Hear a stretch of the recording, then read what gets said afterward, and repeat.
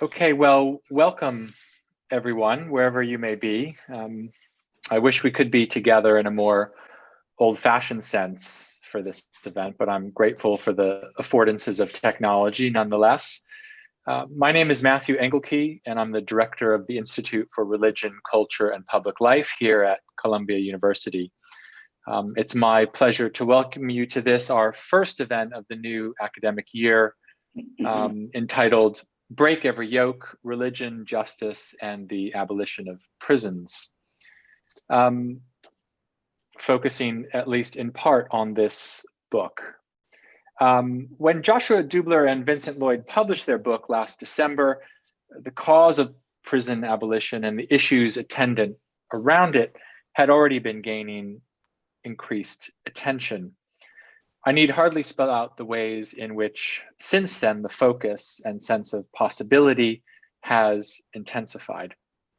That said, questions of religion, the problem of religion, the potential of religion is, we think, a topic that needs more airing in these discussions and debates. And I certainly look forward to tonight's contributions to that. Before introducing our chair, I'd like to thank our co-sponsors, Columbia Religious Life. I'd also like to thank the staff at IRCPL for their work behind the scenes in making this all possible. Our colleague, Kendall Thomas, has kindly agreed to chair this evening's event, and he will explain further how the panel will proceed, as well as offer introductions for our speakers.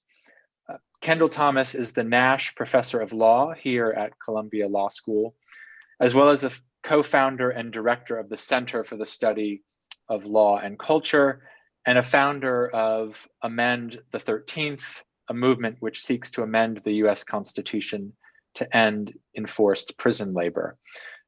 This is just among his many other roles, civic and academic, and indeed musical, to say nothing of his seminal contributions to scholarship. With that, I turn over to Professor Thomas. Kendall, thank you so much, and thank you all for joining us this evening.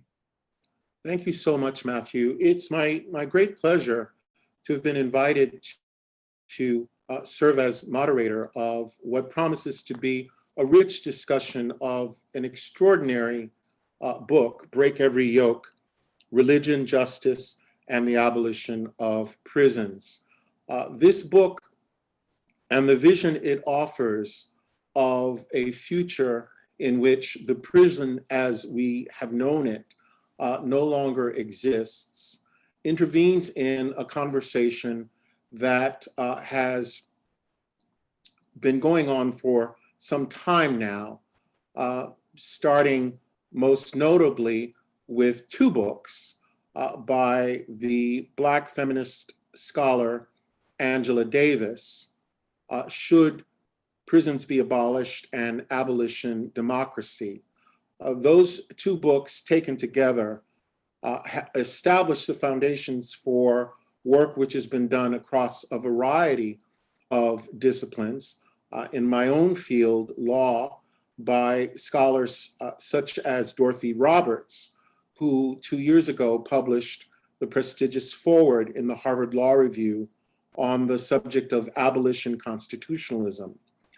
We are fortunate to have the voices of two scholars of religion offering their perspective on the question of prison abolition in Break Every Yoke. Joshua Dubler is an associate professor of religion at the University of Rochester, where he directs the Rochester Education Justice Initiative, whose goal is to foster higher educational opportunities for incarcerated and formerly incarcerated people in Western New York. In addition to Break Every Yoke, Professor Dubler is the author of Down in the Chapel, Religion, Life in an American Prison, published in 2013. Vincent Lloyd is Associate Professor of Theology and Religious Studies at Villanova University, where he also directs the Africana Studies program. Professor Lloyd's books include Black Natural Law, Religion of the Field Negro, the edited Race and Secularism in America, and the forthcoming Black Dignity, a Philosophy. Professor Lloyd also co-edits the journal Political Theology. He lives in Philadelphia. We'll hear from Professors Dubler and Lloyd about their book and about the larger issues that are nested between its covers, whose urgency in the current moment could not be greater. I will turn the mic, as it were, over to the two of you, after which we will hear commentary from two persons whom I will introduce to you later, Reverend Linus Pinkard and Kempis Ghani Songster. Professors Dubler and Lloyd, take it away. Thank you so much for that generous introduction, Professor Thomas, and to the IRCPL for hosting this event, and especially to the interlocutors here who are doing such amazing work. And I'm so looking forward to hearing from Ghani Songster and Linus Pinkard. My task is to briefly introduce some ideas from the book in the next 7 or 8 minutes, and then Josh will add some more introductory remarks before opening the broader discussion. As Professor Thomas was saying, the conversation that we're having in the US, a public conversation about prisons, has shifted very rapidly and very dramatically in the past 10 years. 10 years ago, the prison was seen as a solution to social problems. Today, the prison is seen as a problem itself. The conversation we're having now is one about whether the prison needs to be reformed or abolished, whereas 10 years ago, it was only a few on the far extremes or margins of political discourse who were talking about prison reform. Today, the statistics are familiar that the US has an incarceration rate an order of magnitude greater than other nations, that Black and brown folks in the US are disproportionately incarcerated, and that incarceration affects all aspects of life, civic life, from voting to families and housing and beyond.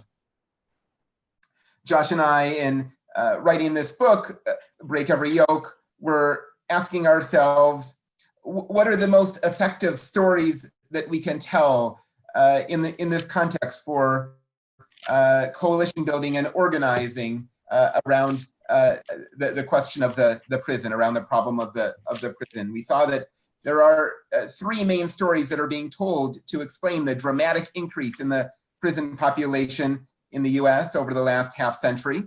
One of those stories has to do with race, famously made by Michelle Alexander and others, the new Jim Crow. Scholars have tracked the way that the same Congress people and senators who were advocating, who were the leading proponents of Jim Crow segregation, became the leading proponents of directing federal funds to expand the prison system, changing laws to extend sentences, directing resources to local police forces. It's pretty clear that the forces that would confine and control Black lives, would do violence to Black lives in the US, saw that one regime for management of Black life was ending, and there was a need to establish another, and that offers one story of the prison. Another story focuses on economics, looking at the way that the post-war economic boom after the Second World War in the mid-20th century gave way to a period of economic stagnation and decline, where large urban populations were unemployed. In the Cold War context, there were worries that having a large unemployed urban population would make the US vulnerable to dramatic social transformation, and the prison served as a means of managing those populations, both inside and outside the prison doors, through employment and through, most dramatically, incarceration. The third story that's often told about the growth of the prison population, the exponential growth of the prison population over the last half century, has to do with politics. Politicians on both sides of the political spectrum in the US saw prison as being tougher on crime as a winning proposition, and each side just got tougher and tougher and until that spiraled out of control. Josh and I see all three of those stories as really important, as helping to explain what happened, but also not exhaustive. And we wanted to explore, as scholars of religion, explore the role that religious ideas and practices had in fueling prison growth, and the role that religious ideas and practices could have in building a movement to end the prison. Specifically, we're thinking about, I'll speak about one dimension of this, Josh will speak about another. Specifically, we've been thinking about the way that religious conceptions of justice, which were prevalent a half century ago, flattened out over the last few decades in various domains. So when we think about Martin Luther King, for example, advocating for a higher sense of justice, a higher law that would call for a transformation of the laws of the world, a transformation of the laws of segregation. That way of thinking about justice was prevalent in the early and mid 20th century, whether it was Eisenhower or Adlai Stevenson, the sense of justice as invoking a higher law, justice is something, a national aspiration to which laws ought to be bent toward. That sense fell away in the 1960s and 1970s, most famously with Barry Goldwater's invocation of law and order, but also Barry Goldwater's idiom of law and order, which was a flattening of justice to the proper operation of the law, that caught on. That conception won. It was invoked again by Reagan, invoked again by Clinton. That became the way in which justice was understood. We look at Clinton's '94 State of the Union address. He talks about crime 20 times. He talks about law 14 times. He doesn't mention the word justice at all. Justice moved from the sense of higher or divine ideal that grows out of rich religious traditions to meaning simply properly following the law. When the law operates as it's supposed to, then there's justice. That's this flattened conception of the law, this flattened conception of justice. Justice comes to mean the criminal justice system, a system for the law to operate properly. And the workers in that system are deified. They come to operate that, they come to occupy that place that once was held by a sort of divine power, the sense of higher justice that once prevailed. And in the book, we look at this shift in the meaning of justice from a broader, wider, deeper religious conception of justice to this flatter conception of justice in electoral politics. We look at the shift in religious contexts and religious communities themselves. And then we look at the way that incarcerated activists and organizers have used in insurgent and transformative ways conceptions of justice and tap those as a resource for thinking about the prison anew in our current context. And Josh will pick up there and speak more about those themes. Thank you, Vincent, and thanks to all of you, to the organizers and my co-panelists and all of you who take the time to be on a Zoom in COVID. So over the course of writing the book, we became committed to abolition as the principled and necessary stance in response to the prison industrial complex, the scourge of mass incarceration. Principled because if one human owning another human is an abomination, and that seems like an extraordinary historical achievement, that's a consensus position, then we don't see how putting a human being in a cage isn't equally abominable. Strategic because the push to reform the prison is simply not up to the task. So we crunch the numbers. Vincent mentions a mass incarceration as a economic, a political, a racial phenomenon. Well, you know, if we release tomorrow every nonviolent drug offender, everyone who's in jail because they can't pay bail, and every Black person from prison and jail, we would cut the prison population by about 50% and still have a prison population 3 to 4 times that of what it was in 1970 and 3 to 4 times that of a place like France or Germany. So for both principled and strategic reasons, we need to abandon reform, which is a very ideological framework, even though it's credited with being a pragmatic framework, and embrace abolition as a framework. So as scholars of religion, one thing we have to contribute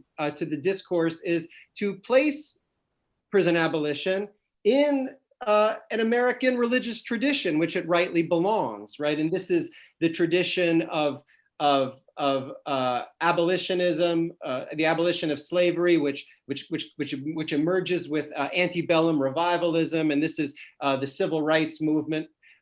This is obvious to us as scholars of religion. It's not necessarily obvious to abolitionists in the trenches. Dr. Thomas mentions, Angela Davis as the key figure in nurturing abolitionism as a movement. Davis is a very sensitive, nuanced thinker, but let's say like largely a kind of secularist, Marxist-inflected, Black radical perspective, which doesn't necessarily cozy up to religion, that it isn't intuitively sympathetic to religion or is intuitively critical of religion. We too are intuitively critical of religion. However, from this pragmatic standpoint, given that we live in this very religious country, it seems like if this movement is going to win, it needs to in some meaningful sense, get religion, right? So one of the things we want to argue in our book is that abolitionists should get religion, even as we're trying to say to religious folk, religious liberals and conservatives who've been turned on by the new Jim Crow and are in favor of prison reform. We want to tell them why, if they're true to their commitments, then it's prison abolition that they should be committed to and not prison reform.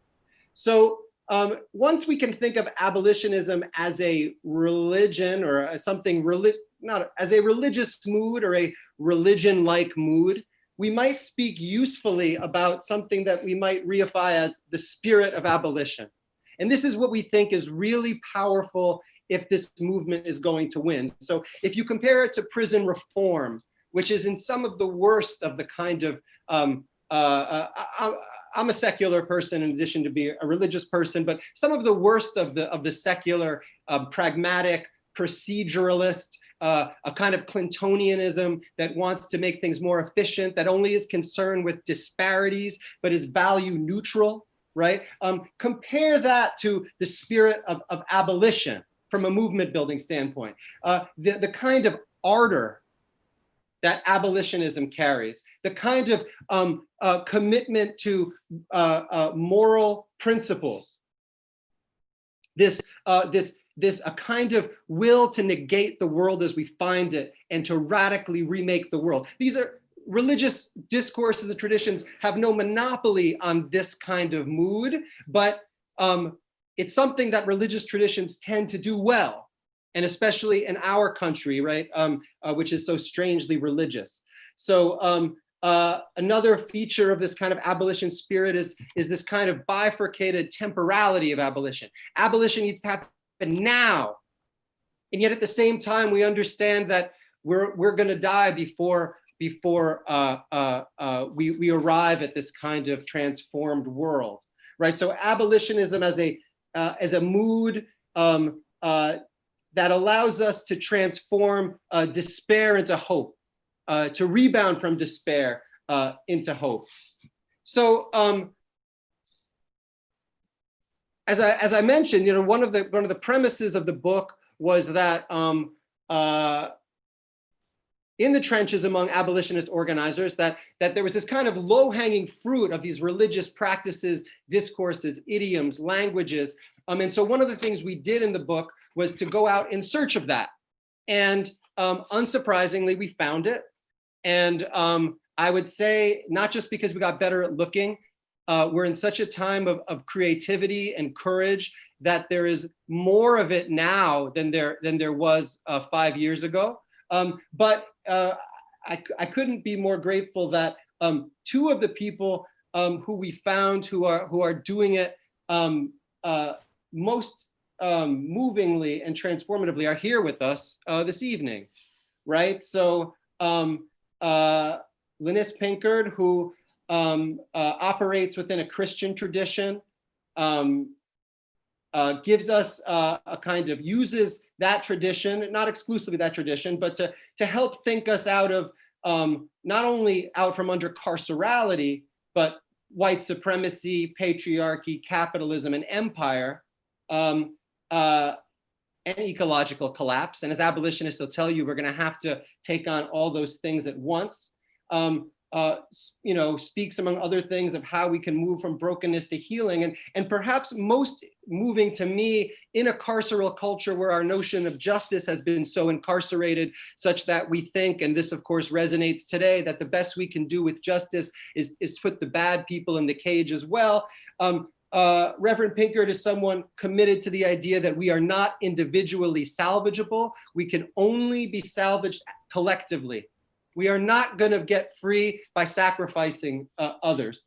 Ghani Songster, meanwhile, who I would say gently eschews the category of religion, seeing it as something divisive, but thinks incredibly creatively within a kind of eco-socialist framework inflected with spiritual traditions, particularly certain African traditions of Ubuntu and Gachacha. These are both people who are not just thinkers, but they're practitioners, right? So I'm eager to hear what Reverend Pinkard is up to now, but back when they were in the Bay Area, organized with a group called Seminary of the Streets, an ecumenical group that gets together and did a category I never heard of, liturgical direct actions, borrowing religious idioms for direct actions in the public square.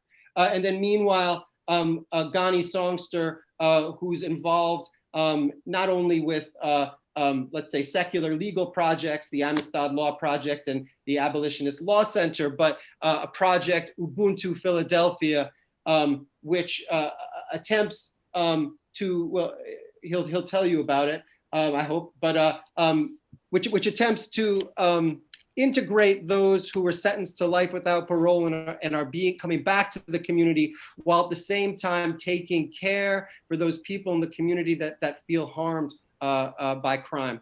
So anyway, I hope I didn't scoop you in your introduction, but I'm eager to turn it over to these folks.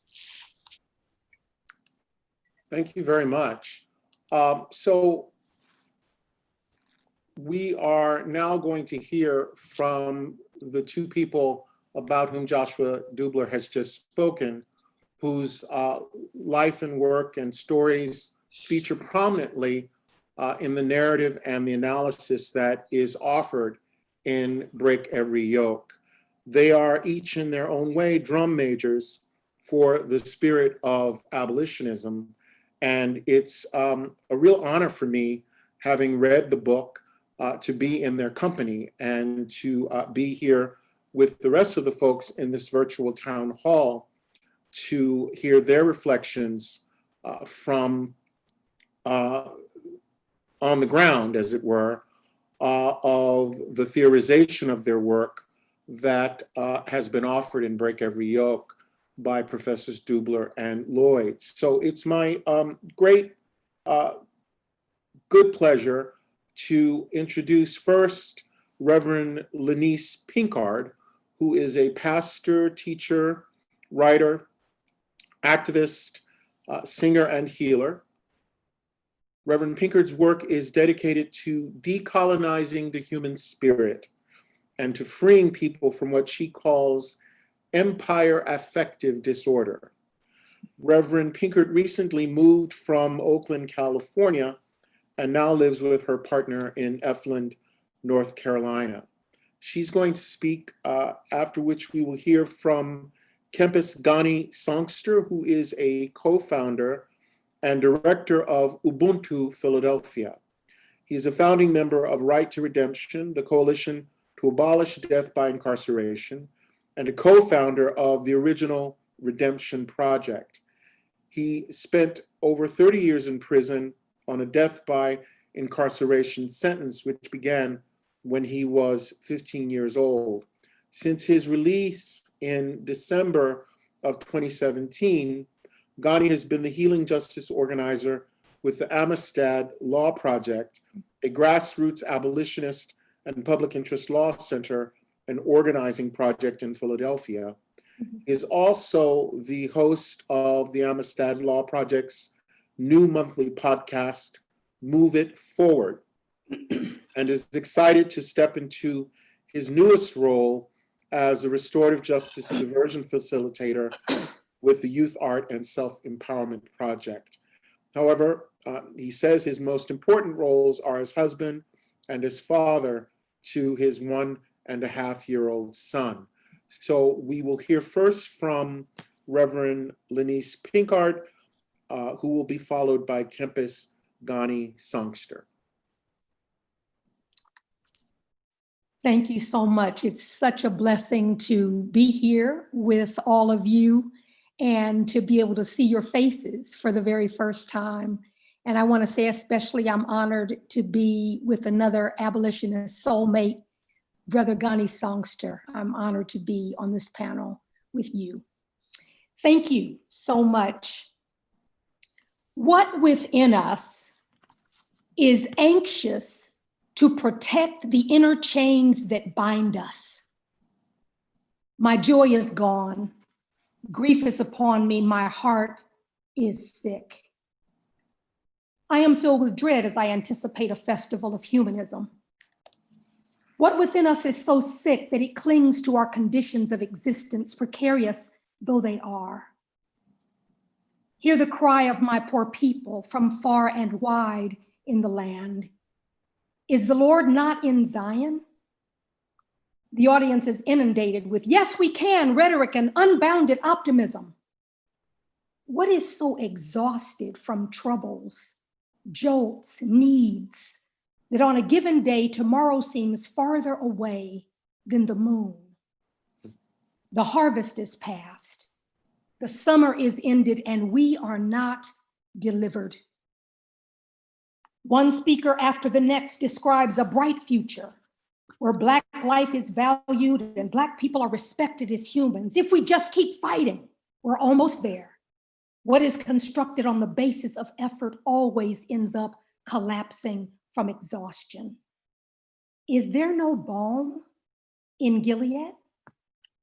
Here come the charts and graphs laying out voting patterns and districts and talk about how if Black people just voted in huge numbers and we could put a stop to voter suppression, we could change anti-Black police practices and make the world a better place. The audience always claps enthusiastically. Is there no physician there? Somebody implores the audience to keep fighting for legal change because the law is a powerful weapon for ending discrimination and restoring justice. What is so enthralling that we don't feel the water that is already bathing our legs? Why then has the health of my poor people not been restored? We just need to return to the principles that founded our Constitution: liberty, equality, and justice. The audience shouts and applauds. Why do we think that we can make something happen by lifting the lever of bad conscience, by scratching our scabs in public? Oh, that my head were a spring of water and my eyes a fountain of tears, so that I might weep day and night for the slain of my poor people.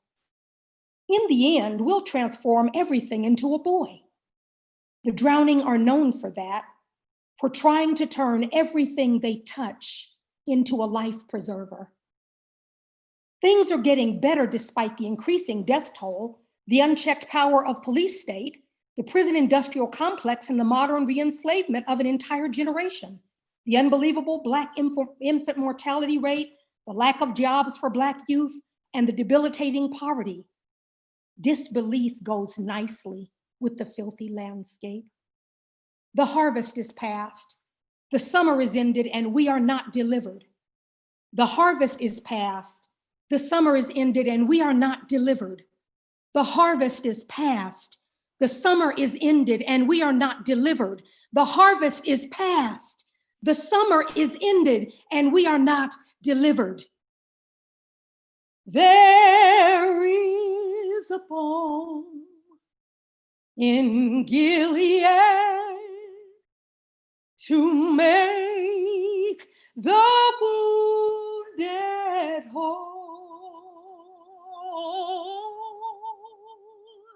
There is a balm in Gilead to heal the sin-sick soul.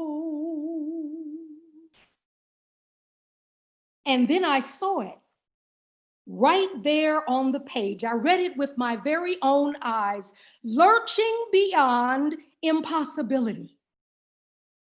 Hear these words from the prophets Dubler and Lloyd. It is worth noting that the strain of abolitionism is being revived. The appeal of abolitionism is not just about the depth and scope of the injustices and perils we confront, but also because of a gathering understanding that our civic institutions, as they are presently constituted, are wholly incapable of doing anything to fix them. Abolitionist dreams begin where impossibility leaves off. Reading from the Gospel according to an incarcerated journalist, Mumia Abu-Jamal, abolitionists are, simply put, those beings who look out upon their time and say, no. Inside us, there lives something that the society that seeks to control us can never know or reach. That something is an inchoate, largely incoherent and irrepressible energy which has demolished empires. Every state without exception co-opts, corrupts, and seeks to destroy all those capable of saying no. But no state has ever been able to foresee or prevent the day when their most ruined and abject accomplice, or most expensively dressed prostitute, the church perhaps, will growl this far and no further. I am inspired by Joshua and Vincent's call to sing abolition in a religious key. It is time to do abolition church. I ask, are American prisons and American churches two sides of the same coin? When we raise this question, does it make you anxious? I feel this anxiety too, but I want to stay with the good trouble to grapple with what such questions open up. Abolitionist thought teaches us that when an institution, whether slavery, the prison, or the church, has become attached to so many real and meaningful anxieties about politics and purpose, life and living, it has come to wield the force of necessity.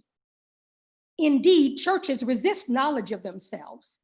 As any local pastor accountable to a denominational body, often bulwarks against the real power of our faith, knows. The epistemological refusal of knowledge that constitutes the institution as such works by constantly normalizing its modes of forgetting behind the veil of institutional obviousness.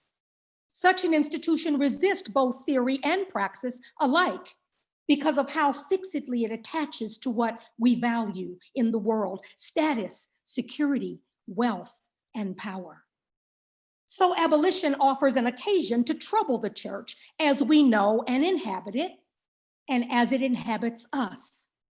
We are asking a different question. What would an abolitionist church look like? First, we must admit that all the walls are falling down and we must stop trying to prop them up. The truth of the matter is that God has left the building, and all that is not born of the Spirit has to die. Yes, grieve. Really grieve. I am not talking about being tired and depressed and giving up. I'm talking about grief as the kernel of a prophetic consciousness that examines what critique looks like when it gives up the urge for rescue and permits itself to bear the wounds of devastation and loss. I am talking about when things come undone and there is no answer in philosophy or refuge in reason. Despair is despair because it does not know the way out. And Kierkegaard, Jeremiah, and Jesus, not to mention a score of Christian mystics, have shown what Joshua and Vincent are pointing to, which is that faith is the only real way out of despair.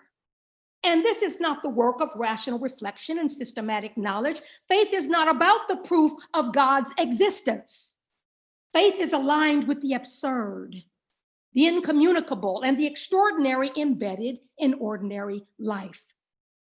Whether you were thinking of Theodore Adorno, the Frankfurt School Bunch, George Bataille, Frantz Fanon, Jeremiah of Anatov, or Jesus of Nazareth, the question is, what does freedom look like and feel like when it is fastened to a rupture, fastened to things coming undone and breaking apart?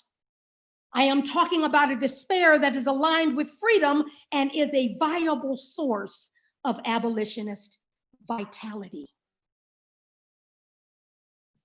We are being delivered from the lives for which we have been so carefully prepared by the grace of God.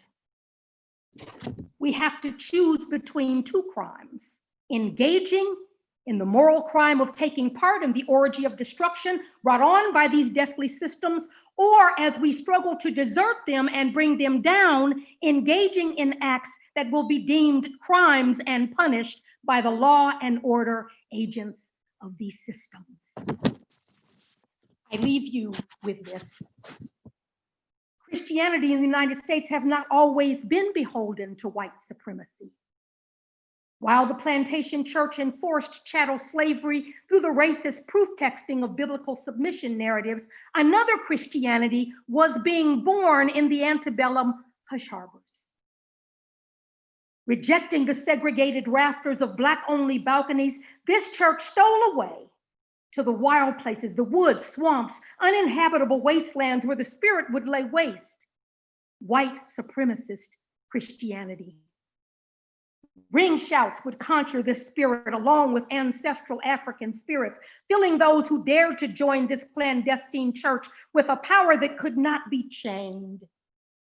The Bible became a talking book, where reading ability wasn't necessary to learn the story songs of the faith, the true stories of liberation and freedom, not the co-opted Pauline narratives of mastery. Liturgical elements included sodden blankets and an overturned pot to muffle the sounds of such Christian joy. In these hush harbors, a church was born, a church riskier and in greater rhythm and reliance with the natural world than any we've known. With the risk came the reward, an untamed spirit discovered in the ring shout, where biblical languages of liberation were learned and deep African memory was cultivated from earth, branch, root, and sky. The spirit of the hush harbors persist still in our time.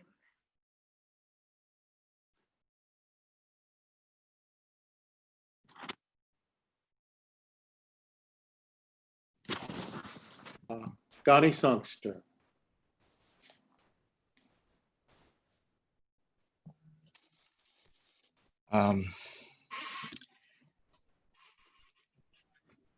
As I listened to my sister,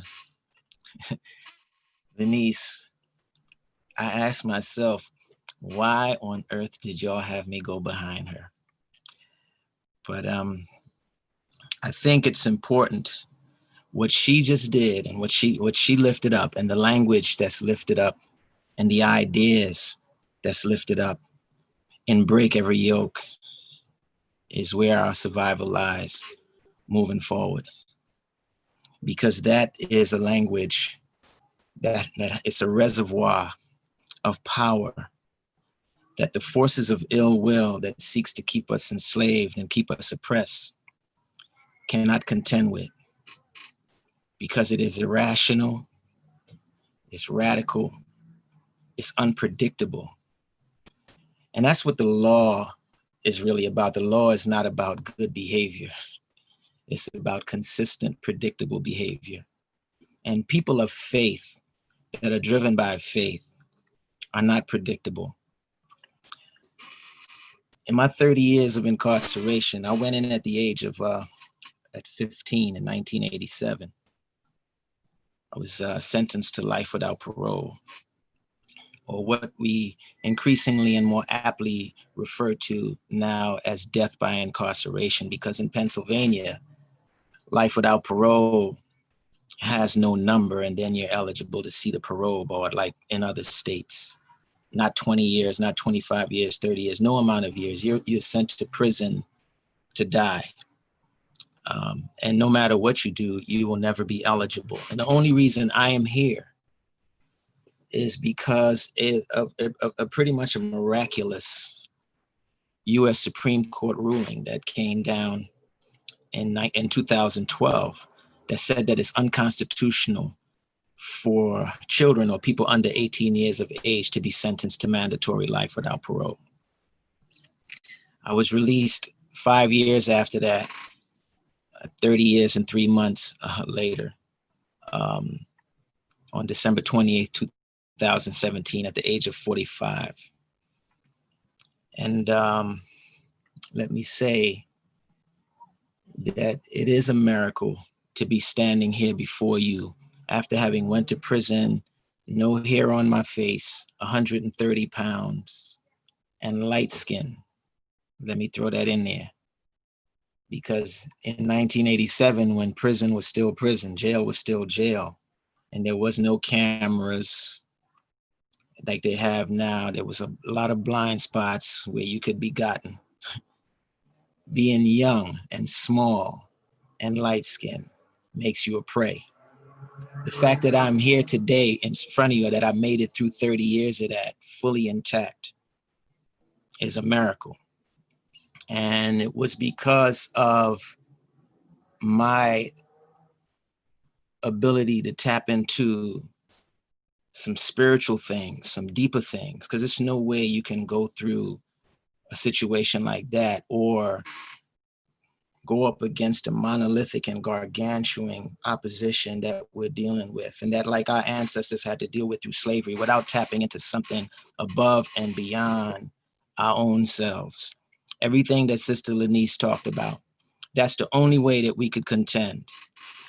And, you know, Josh and Vince, I salute and applaud you for this book, because it is so relevant and important, especially now in this time of moral reckoning, spiritual reckoning, and spiritual awakening. And when I'm talking about spiritual awakening, I'm not just talking about awakening to our knowledge of God, even though that's a very important part in it, but our spiritual awakening to our connectedness, each of us to one another and to everything and to our planet.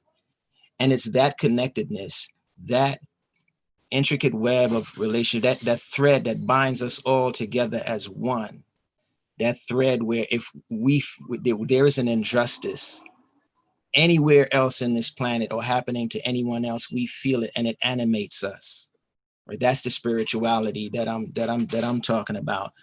And, you know, it's this one part in the book I want to just lift up to ground what I want to say. And it's the part, it's on page 46, where it says, it's in the last paragraph, and Josh and Vince, y'all laid it out just so eloquently. Y'all said, the will to abolish is what comes forth when pessimism about the possibility for effecting justice hits rock bottom and careens back up in the form of righteous fury. Like Kierkegaard's Knight of Faith, who must first pass through infinite resignation, abolitionism is both the abandonment of hope and its weaponization. In ways that can only be read as dangerous, abolitionism is both apocalyptic and messianic. It is the struggle of good against evil. And though it acknowledges that death will almost surely take you and me before the struggle is won, it is unyielding in its sense of urgency. So it's a couple things in that I want to lift up. The part about pessimism is so crucial. During this time of uprising, we've seen some unprecedented things happen. We've seen the cry for defunding the police become more popular than ever. We've seen 15 cities all across this country, cry for defunding the police. Minneapolis, even talking about dismantling and disbanding its police department. Mayor Garcetti of Los Angeles defunding the police by $150 million. Seattle defunding the police by 50%.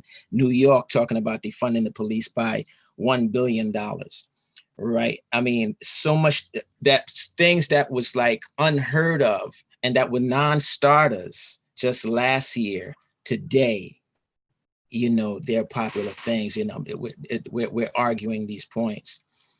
And all of this is pitted against this backdrop of a global pandemic, which everybody may not have been exposed to, but everybody has been already exposed by, right? They talk, we've all been exposed by this virus. The system has been laid bare by this virus. And I saw an appeal that was made for the bringing of the Maroons to the foreground in Black intellectual history, all right? And the Maroons, for everybody who might not know, were those, not just Africans, because there were also Indian Maroons and white Maroons. You have to read Russell Maroon Schultz's Real Resistance to History, to Slavery in North America. Maroons were those enslaved people, mostly Africans though, who ran away from the plantation into inhospitable areas, whether it was the mountains of Jamaica or the Everglades of Florida or the dismal swamps from Virginia to North Carolina, or the palm forests of Brazil, or the woods of Hispaniola, now Haiti and the Dominican Republic, right? All over the New World, who resisted the plantocracy, who resisted the plantation system and almost grinded to a halt, right? Gave birth to this idea called marronage, which is short for maroonage. And it's a spectrum of resistance from petite marronage to grand marronage. Petite marronage was when, there may have been truancy. We may have ran away to go visit a relative on another plantation, or we may have dragged our feet in our work, or we may have spitten the slave master's food.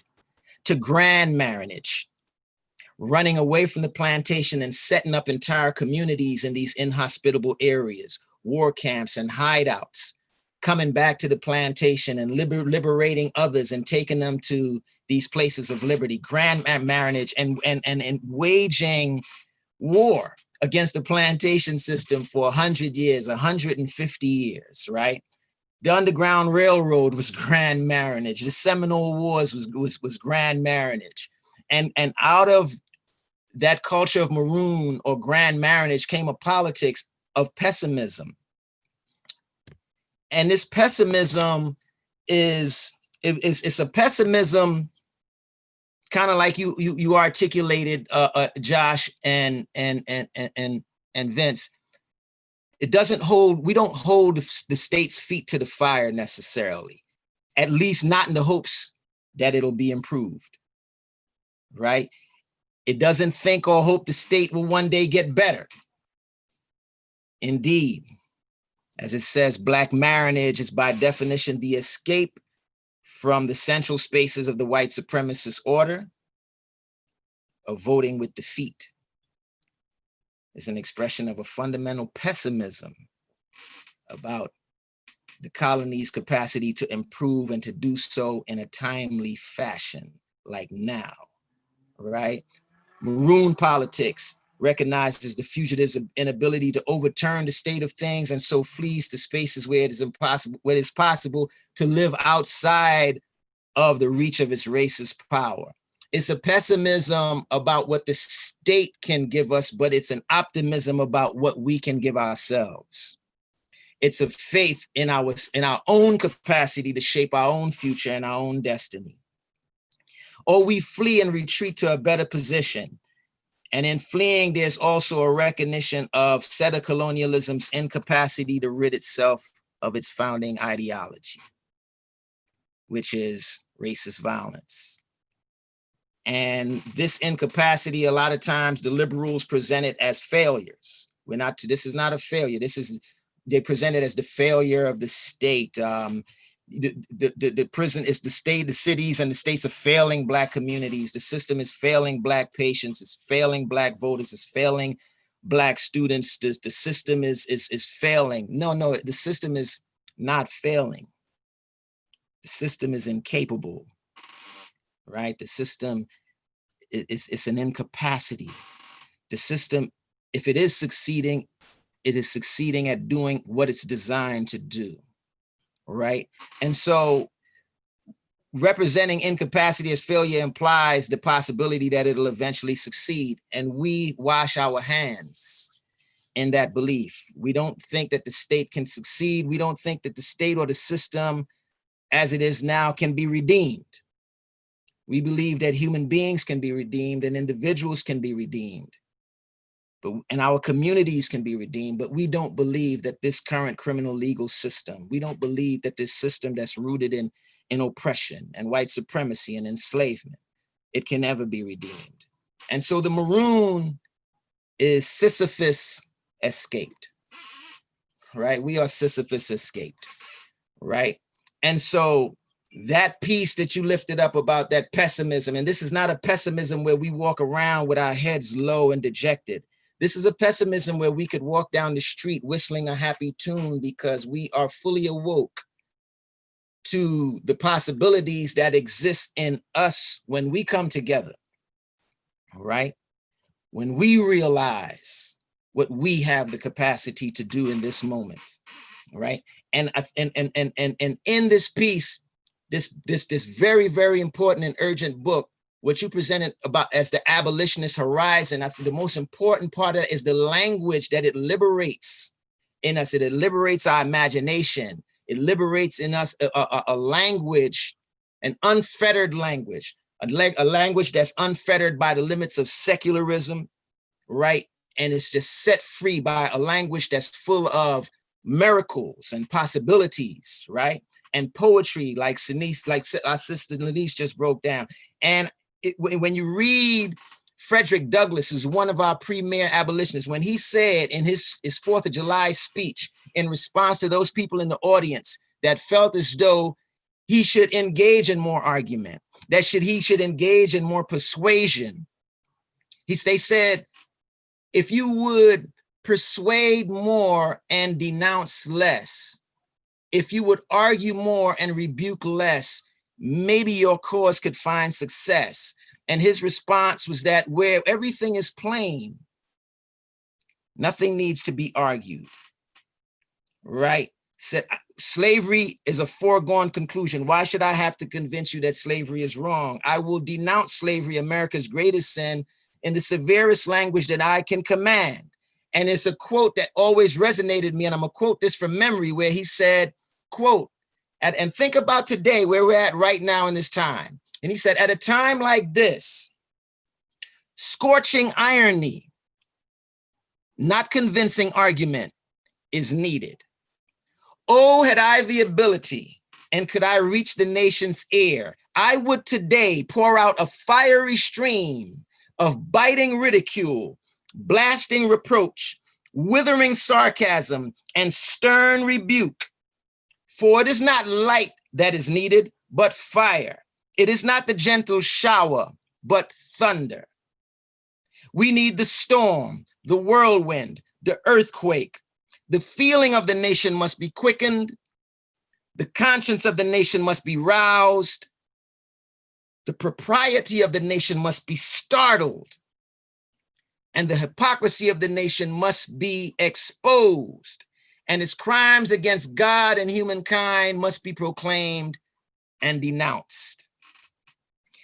That is the heritage that I think is important for us moving forward, the heritage of not mincing any words, not allowing our tongues and our imaginations, right, and what we know to be right and wrong, to be limited and handcuffed by secular language, by statistics, by policy arguments, by strategies. No, the kind of language that Martin Luther King lifted up, he painted a vision, he gave a vision, he spoke about that divine justice. He spoke to the heart of America. He spoke to the soul of America. He spoke to America's better angels, and he charged the better angels of America to stand up. And I think moving forward, and this is what I get this most important from this book, is the liberation of our imagination more than ever. That's what's important for us moving forward. Because in my view, abolition is not just about closing prisons. It's not just about stopping police or closing police departments, but it's also about abolishing the police in our heads.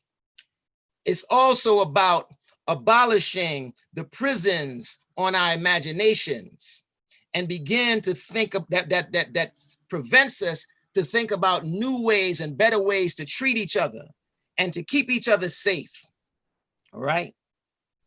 And so, Sister Laniece, thank you for setting us at liberty with that beautiful spill you gave. But I think that's what, what you said, it really encapsulates everything that this book is about. Josh and Vince, I pray that the circulation of this book widens and that its course through the veins of this society picks up, because we need to think about new ways to combat this system that we're being oppressed by right now. All right, our salvation is in the liberation of our imagination, and we have to tap into the power of spirit in this time, the spirit of our humanity, because this is a struggle about how we all become more fully human in this moment. This is what it's about. How do we all become more fully human in this moment? How do we tap into that distinct human capacity to see our connectedness in each other and to this planet, and draw on that strength? Yes. Thank you so very much to both of you for those rich interventions. I would like to use the time that remains to us. We have about a half hour. You're on mute, Brother Kendall. I am on mute? Am I on mute? No, you can hear me now. All right. I'd like to use the rest of the time that we have. We have about a half an hour to engage in colloquy amongst yourselves, as well as with persons in the audience who might have a question for one or more of you. I thought I'd get things started, and as I was shaping the question, I began to hear what may be elements of an answer to it in the remarks that Laniece and Ghani made. So the argument of the book, which you encapsulated, Josh, in the sentence, "The movement for abolition needs to get religion," is essentially that the secular case for abolition is not enough, right? That we must, as Laniece put it, sing abolition in a religious key. And so the question that I have, a question which I think we started to get a partial answer to from Ghani, is whether abolitionism is enough, right? If you consider the etymological root of the term abolition, it's negative, and it is about destruction. It means literally to destroy. But what do we reconstruct in the wreckage, in the debris of what we have destroyed. I heard Kempis gesturing toward the notion of our common humanity, right? Of humanity that arguably we have lost. I mean, one could say one of the harsh, uncomfortable, and ugly truths about the United States, if it is indeed a religious prison nation, is that this is a country that has lost its soul, right? It embraces the forms of religion, the trappings of religion, but has completely abandoned its substance, right? And so if we reconstruct with the help of religion, generally Christianity in particular, or more broadly, other religious traditions, since we are a plural nation and a pluralistic nation in terms of the religious faiths and practices that Americans embrace, will that be enough if in fact the country has become soulless?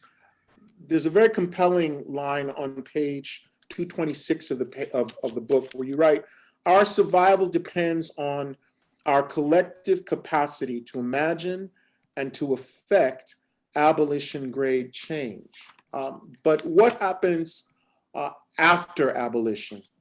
Abolition is arguably just a tool or an instrument of change, and not the change, in fact, that we're seeking. What is the vision of human justice that animates and enables this work of human justice? And will religion require other languages, other discourses, other visions, given its degraded character? And I'm talking here not just about white Christian nationalism, but the neoliberal, moralistic gospel of prosperity, which the Black church, which is the religious tradition in which I was raised, has erected on the moral foundation of the liberation theology of the civil rights movement. Given the sound and fury of Christianity, which signifies almost nothing in many places around the country, what is the spiritual vision, right? Which we might set against religion, in fact. What is the spiritual vision of human justice toward which abolition, in your view, ought to aspire? And this is a question that I want to put in the first instance to Joshua and Vincent, and then Ghani and Laniece may have something to say about it before we move on to other questions.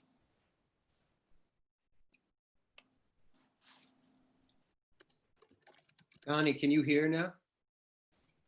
Yes, I can, but unfortunately I missed most of what you said, Brother Thomas. I'm so sorry. But I'm with you. I'm with you. Okay. Who'd like to start, Josh or Vince? I can do it.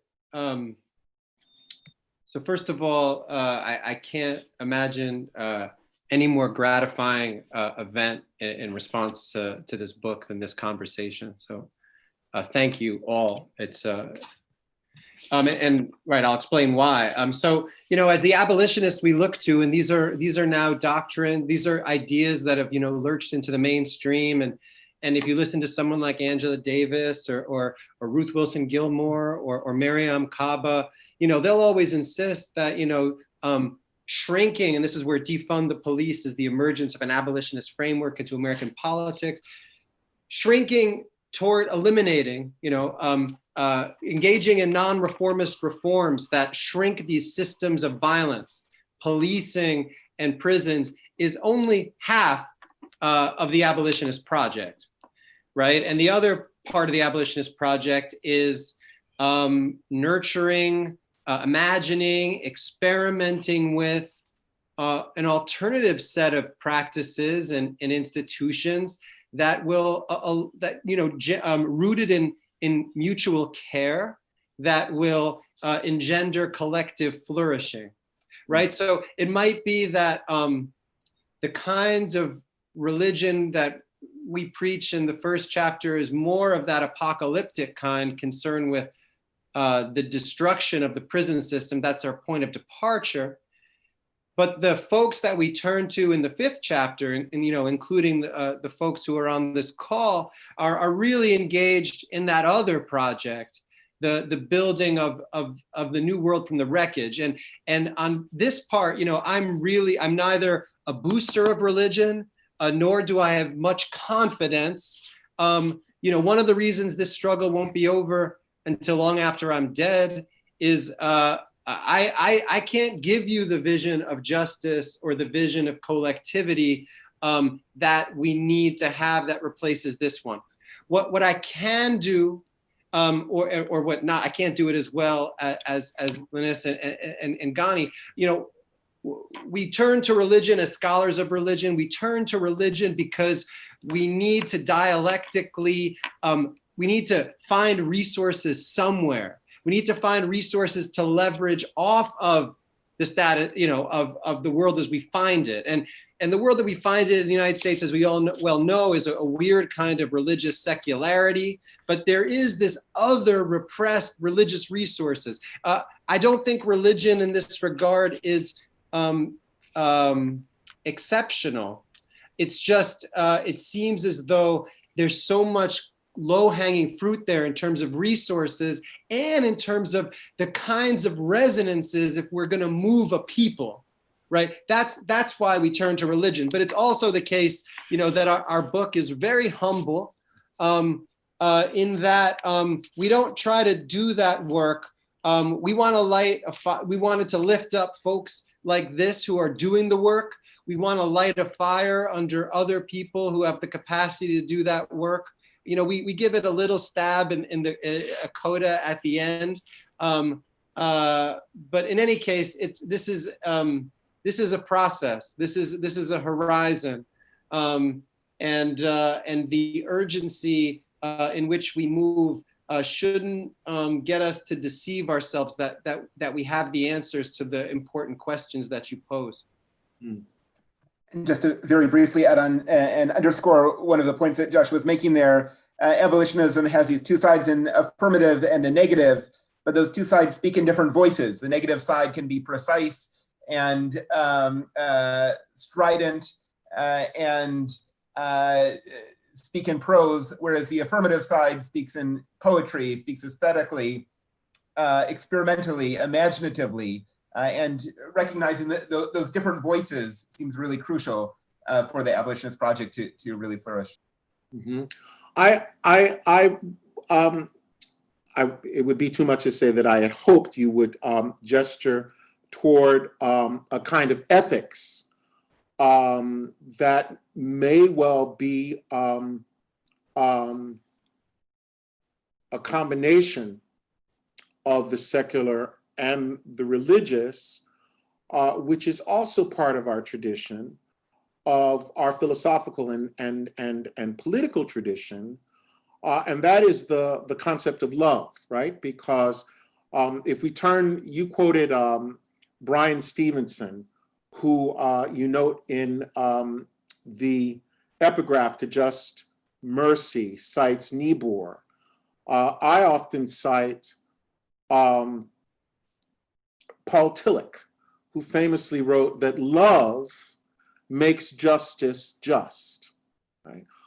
And we do have, in a kind of secular version, an ethics of love, or at least an ethics of mutuality in the notion of political friendship, right? And in a moment in which Americans really are depicting and dealing with one another, not as though we are co-members of a shared body politic, right? But as though we are enemies, right? And in which the enemization of one's adversary is emerging as one of the dominant discourses in our common life. I'm wondering what resources are available to us to draw on the language of friendship, which has a kind of mixed modal character, right? It's in part secular, see Aristotle, but it's also religious, see the American religious tradition and the notion of the brother or the sister as friend. Indeed, even the queer tradition has a notion of queer friendship. So I'm wondering if the turn to religion, rather than to a broader understanding of spirit and spirituality, is one that is foreclosing in ways that I know you can't intend, particularly this cultural work of enlarging our imagination and the notion, to use Benedict Anderson's phrase, of the American imagined community, of a nation which consists of people who are committed to abolition in order to construct a new vision of security, of safety, of the common welfare, and of collected flourishing, rooted in an ethic of care and concern, rather than competition and conflict. Thoughts? Laniece, unmute yourself.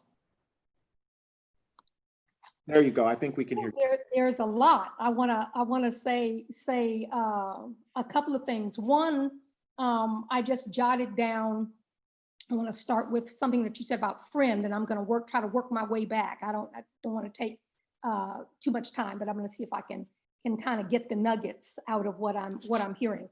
Friend and free in English come from the same Indo-European root, and it conveys the idea of a shared power that grows. Being free and having ties to someone else are the same thing, basically.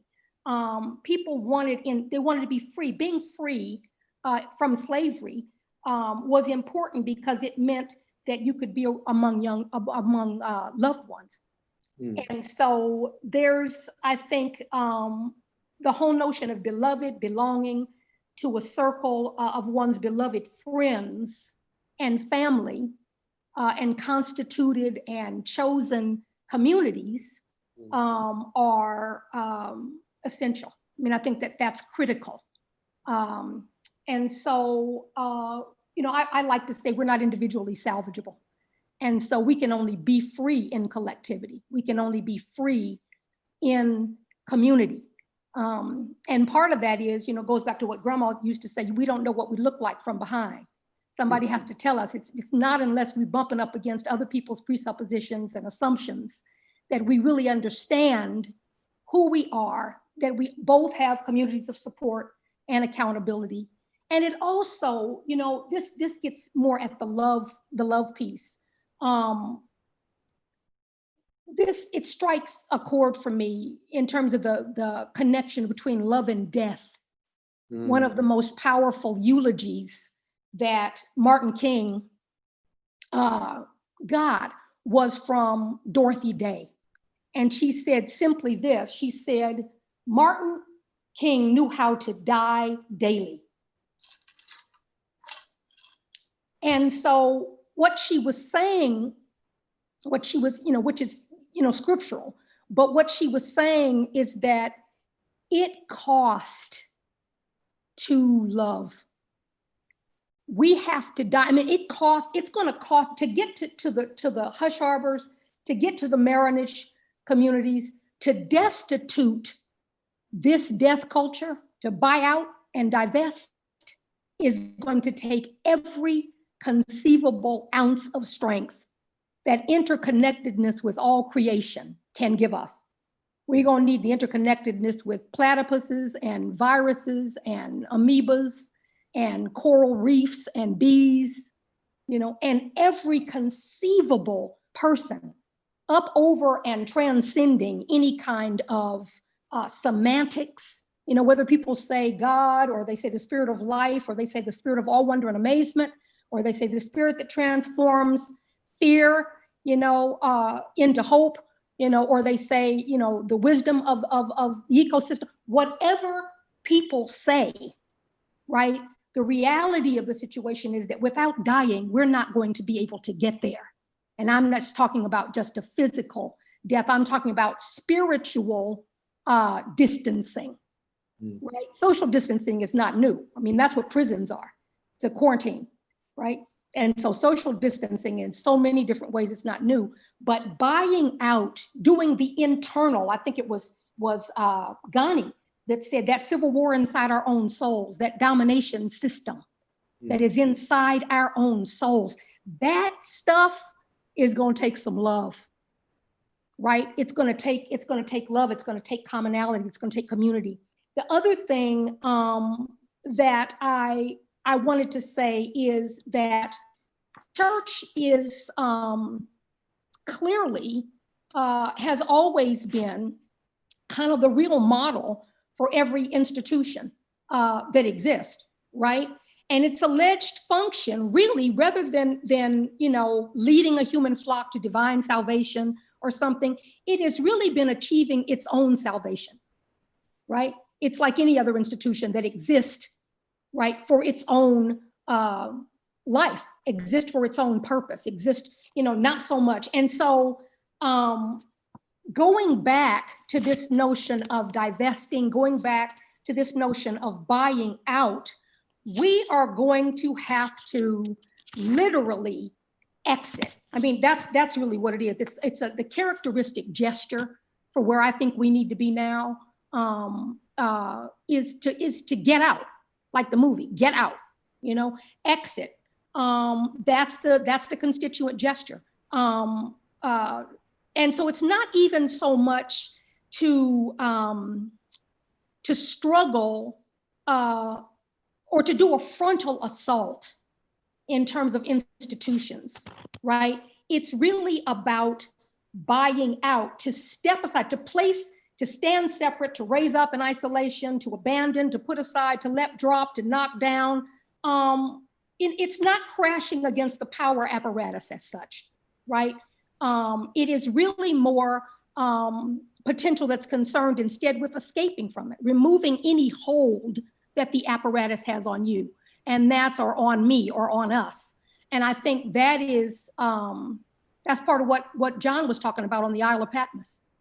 That's part of what Jesus was talking about when he said, I was dead and I'm alive, and I have now the keys to death and to Hades, which was basically, prison, where people were just locked up. We are going to have to leave off of the consolation prizes, the goodies, right?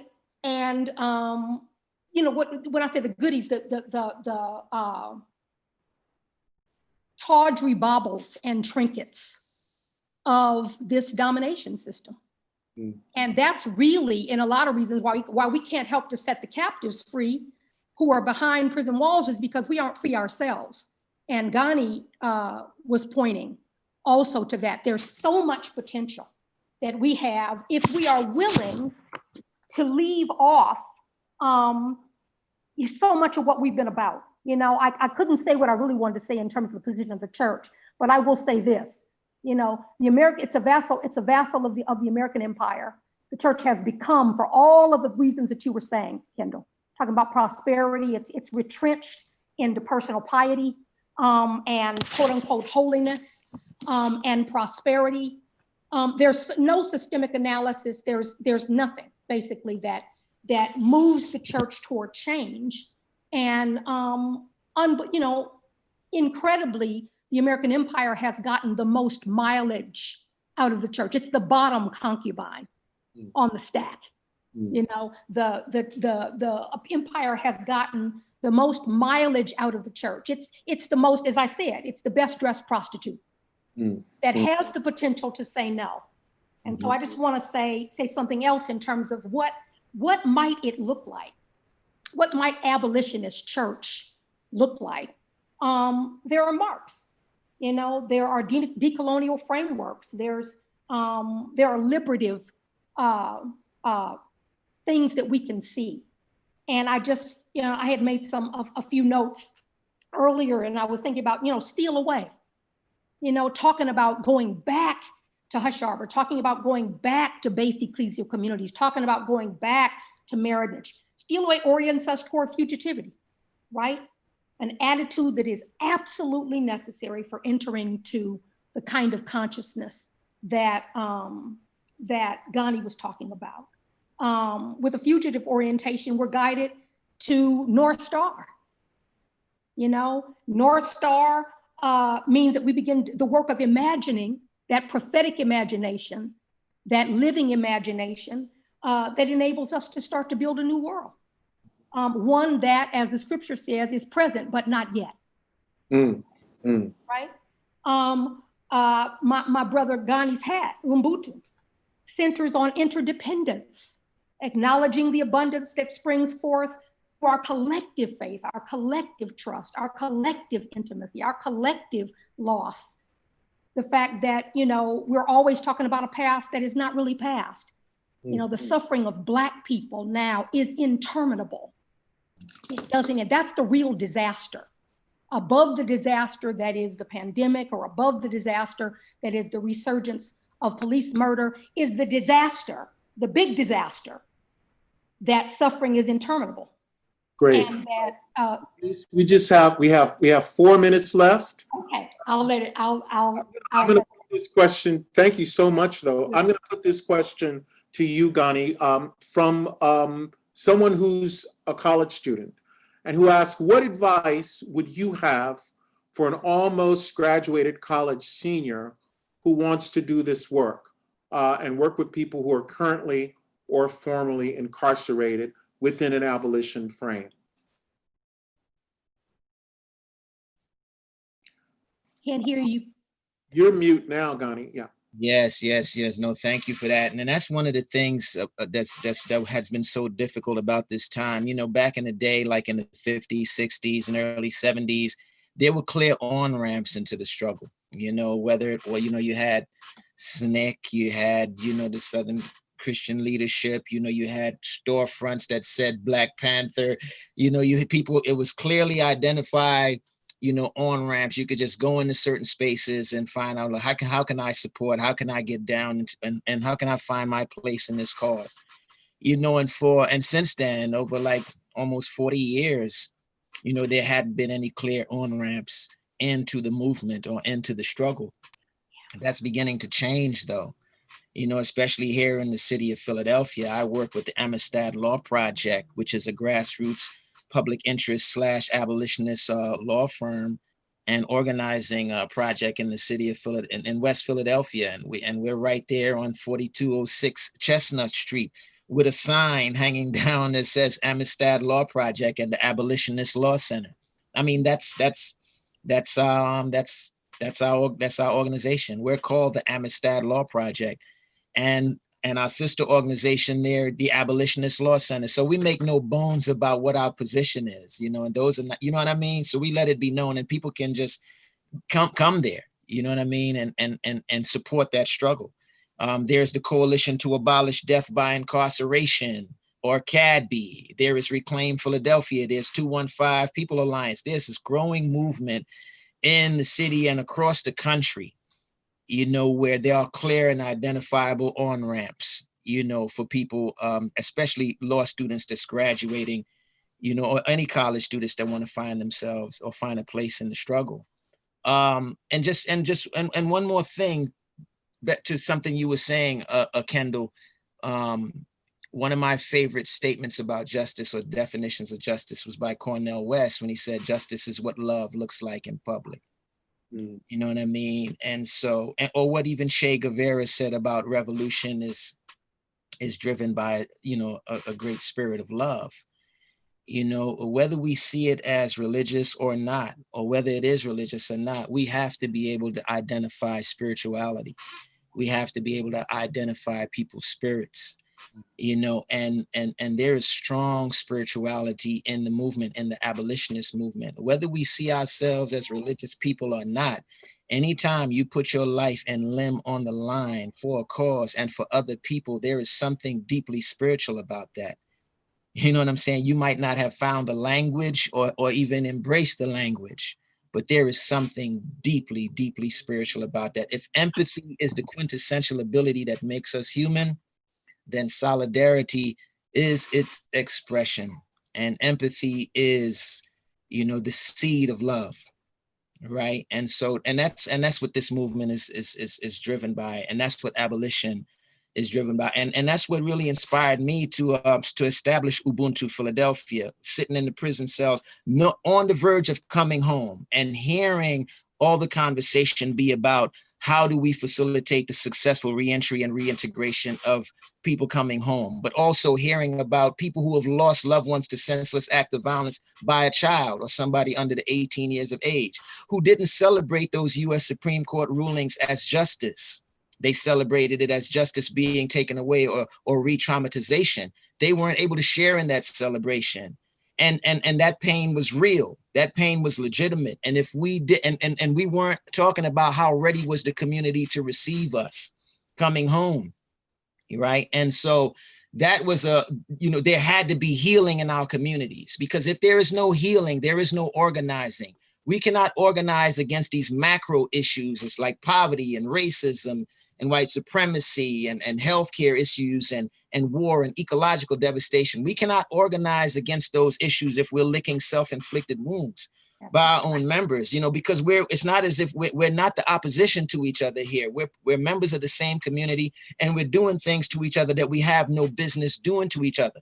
And there is no abolition movement if we don't do some internal abolition. We have to abolish the culture amongst ourselves that says that human beings or even our own community members are disposable. Because if we don't address that, then we can't address the culture that says human beings are disposable through the criminal legal system or through the prison industrial complex or through immigration policies and stuff like that.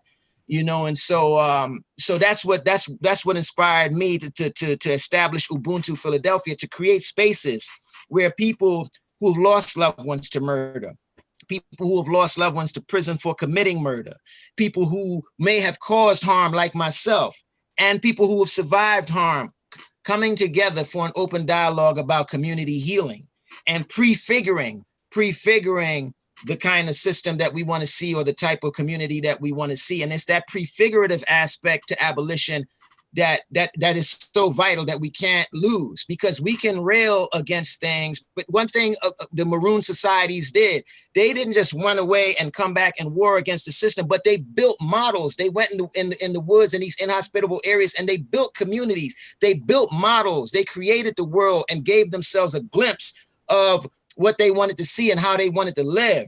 And so it's kind of like what R. Buckminster Fuller, the inventor and architect of the late 1800s, early 1900s, said: you don't change things by fighting against the existing reality. To change something, build a new model that renders the existing model obsolete. And that's the hope piece. That's the lurching beyond the impossible piece. Creating models. We have to give ourselves a glimpse of what's possible. And that's done through love. That's done through engaging each other. That's done through communicating with each other. And that's done through reimagining justice, reclaiming that divine sense of justice, that justice that's not just something that responds to harm or responds to violence after harm is done and it's too late and somebody's dead. But that's a justice that's about how we meet each other, greet each other, and treat each other, how we create a culture that reduces the likelihood of violent tendencies and human trespasses against each other, right? That's driven by a sense of love. That's what justice is about, what love looks like in public. And that gets at the front end of harm in our communities. Well, once we address that, it's kind of like Lauryn Hill said in her song, how are we going to win if we ain't right within? We have to get right. We have to circle our wagons. We got to do some internal work and address the demons within ourselves and in our own communities, address the enemies within ourselves towards one another, and form coalitions. And then we'll be in a position to make anything possible. Then the system will not be able to contend with us. Thank you so much, Ghani. Now I know why your last name is Songster, because you just gave us a praise song to our capacity to create a culture of human justice rooted in love. This has been an extraordinary conversation. I would like to thank Joshua Dubler and Vincent Lloyd for their book and for providing a platform for us to come together and to discuss these urgent issues. I'd like to thank Kempis, Ghani, Songster, and Linus Pinkard for the passion and the insight that they have offered, and for reminding us, as Ghani has, that this movement for abolition and for the recreation of relations of new vision, new relations of justice, has to center and lift up the leadership of those persons who have been most intimately affected by the criminal punishment system that we want to transform into something that we can't even yet fully imagine. Finally, I'd like to thank Columbia University's Institute for Religion, Culture, and Public Life for their generosity in bringing us all together to reflect and to renew our commitment to a world in which we don't need to rely on prisons and imprisonment as a first or necessary response to social problems, but can enlarge the territory of our vision to include other ways of creating human community that don't involve governing through crime, criminalization, and incarceration. And for that, we all owe you at Columbia a debt of gratitude. Good night to you all. Thank you so much. Thank you all so much. Thank you. Look forward to our next conversation, wherever and whenever that may be. Please stay safe and well. Good night. Thank you, everyone. Thank you. Good night. Bless everybody.